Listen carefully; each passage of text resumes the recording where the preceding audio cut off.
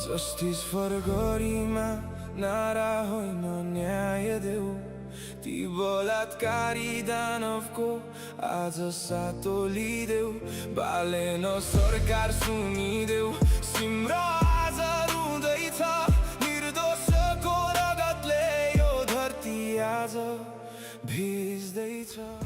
हजुरहरूलाई पनि अब न्याय प्रेमी सबैजनाले अब सानो नानीको दुःखद घटना भएको छ उसले न्याय पाओस् भनेर हजुरहरू यहाँ उपस्थित भइदिनु भएको छ त्यसको लागि पनि म आभार प्रकट गर्दछु। खासमा त यो हाम्रो जियो क्लब अफ सुनोल तथा हाम्रो सुनोल टुडेको संयुक्त आयोजनामा आयोजन भएको कार्यक्रम हो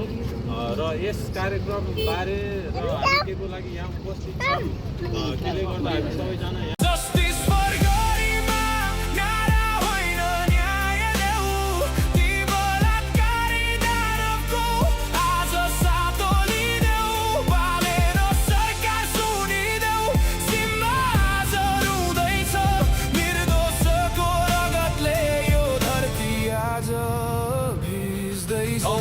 बालेनको जस्तै डोजर अपराधीको घरमा बाँच्नु पर्ने कतिन्जेल हामी सधैँ डरमा सिस्टम फेर्ने कुरा गर्छौ ए सरकार कता छौ 2 वर्षको नानी ढल्दा कुन कुनामा सुत्छौ हामीलाई भाषण चाहिएन हामीलाई फाँसी चाहिन्छ जुन हातले फुल टिप्यो त्यो हात काटिनु पर्छ बालेन दाइ युवाको आशा तपाईको एउटा आवाज चाहियो छोरीहरूको सुरक्षामा अब करारा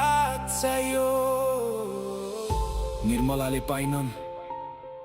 सम्झना हराइन् भागर्थीको आत्माले अझै न्याय खोज्दैछ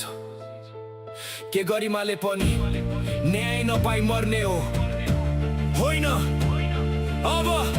सडक तातिनु पर्छ जस्टिस फर गरिमा नारा होइन न्याय देऊ ती बलात्कारी दानवको आज सातो लिदेऊ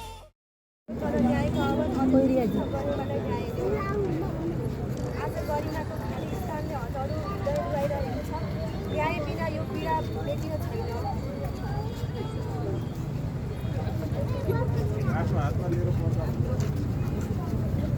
गरिमाको आमाको आँखा अझै न्यायको बाटो हेर्दैछ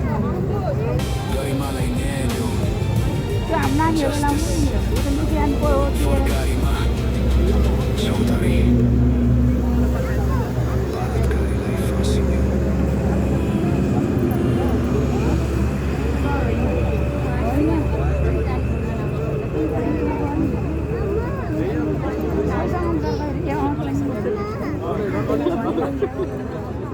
छोरीको सपना चकनाचुर भयो तर न्यायको आवाज अझै जीवित छ गरिमालाई न्याय देऊ